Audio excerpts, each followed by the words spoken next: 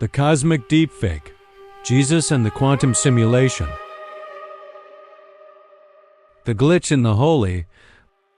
What if I told you that 2,000 years ago, a man walked the earth who didn't see people, trees, or mountains, but instead saw code? What if the miracles we've heard about for centuries weren't acts of magic, but the work of a master programmer who had figured out how to hack the very fabric of our reality?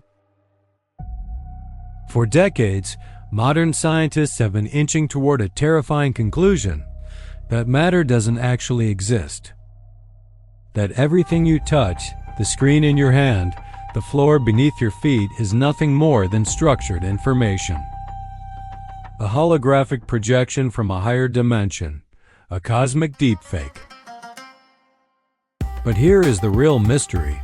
An ancient banned book called the Sophia of Jesus Christ, discovered buried in the Egyptian desert in 1945, reveals this exact secret.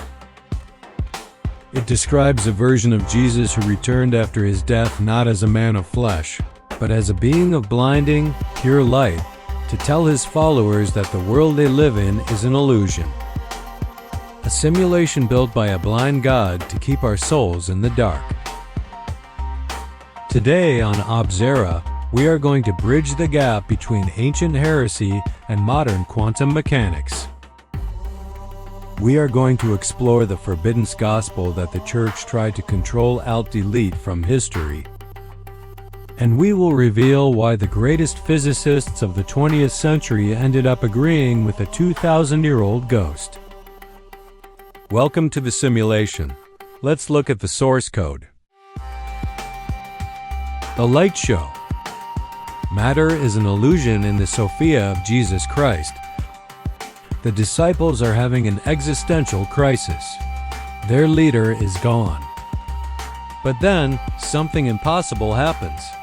Jesus appears on a mountain called Divination and Joy. But the text is very specific. He doesn't look like a human anymore. He looks like a great angel of light. His form is so intense that no mortal flesh could endure it. Why the light show? Because Jesus was trying to show them what he had discovered: that reality is made of light, not matter. Fast forward nearly 2 millennia to the world of modern physics. David Bohm, one of the most influential physicists to ever live, proposed something revolutionary. He suggested that the universe is an ocean of light and that what we perceive as solid matter is simply light that has been slowed down or frozen. Think of a pool of water. When it's liquid, it's transparent and fluid. But when you freeze it into ice, it becomes solid and opaque. It's still water, just in a different state. Bohm and the Jesus of this forbidden gospel were saying the same thing. You are not a body made of meat and bone. You are a condensation of light moving at a speed slower than its original state. You are light pretending to be solid. This gospel was banned because if you realize you are light, you realize you don't belong to the dirt of this world. And a soul that knows it's divine is a soul that cannot be controlled by kings, priests, or gods. The holographic God. To understand how Jesus could be Neo, 2,000 years before the Matrix, we have to understand the concept of a hologram. A hologram is a 3D image created by structured light. If you look at it, it seems solid, but your hand passes right through it. But there is a secret property to a hologram. If you cut the film into 1,000 pieces, each tiny fragment still contains the entire image. The whole is in every part. Jesus tells his disciples in this text that the infinite source multiplied itself and that we all originated from that multiplication. He tells them, "You are from them." This is the holographic principle in action. You aren't just a small piece of God. You are a reflection of the entire source code. You contain the infinity of the universe within your own mind. If you're starting to feel like the walls of your room are looking a bit more holographic than usual, you're not alone. Here at Obzera, we specialize in the truths that were too dangerous for the history books. If you want to support our search for the hidden patterns of reality, hit that like button and subscribe. It's the only way to make sure the algorithms of the simulation don't hide these revelations from the world. Now, let's talk about the founders of science who realized that Jesus might have been right all along. The scientific ghosts, Planck and Schrödinger. You might think this is just mystical. Woo-woo. But listen to the men who literally invented the science we use today. Max Planck, the father of quantum mechanics, devoted his entire life to the study of matter. His conclusion? There is no matter as such. He claimed that behind the force that holds an atom together, we must assume the existence of a conscious and intelligent mind.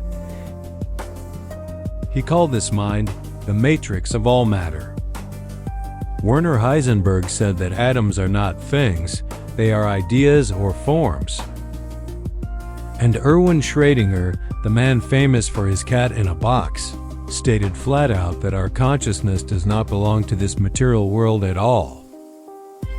We are only spectators watching a movie, but we've become so immersed in the film that we think we are the characters on the screen.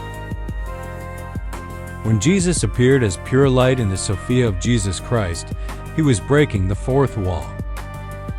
He was the actor stepping off the stage and telling the audience, "None of this is real. The sets are fake. The script is a lie. Follow me and I'll show you the exit." But if this is a simulation, who is the programmer? The Gnostics had a name for him, Yaldabaoth, the blind creator. A being of shadow who created this material world out of ignorance and then told humanity he was the only God. While the true source is pure light and mind, the creator of this world is the architect of the illusion. He is the one who installed the forgetfulness program in our souls so we would keep serving his simulation. The awakening, becoming the programmer. The ultimate message of the Sophia of Jesus Christ isn't to worship a savior. It's to become an interpreter. Jesus tells his followers that they have authority over all things because they are sons of light. This is the most radical hack of all.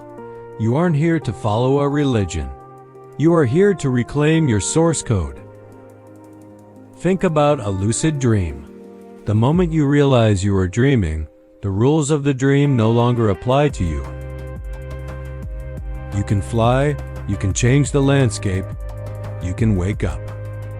Most people in this world are NPCs, non-player characters, who are so attached to the illusion that they will fight anyone who tries to tell them it's a dream. Jesus was the dreamer who woke up and tried to tell the others, and they killed his body for it, but they couldn't kill the light. So I ask you, do you feel the interference pattern of your own life? Do you sense that there is a deeper reality hidden behind the visible world?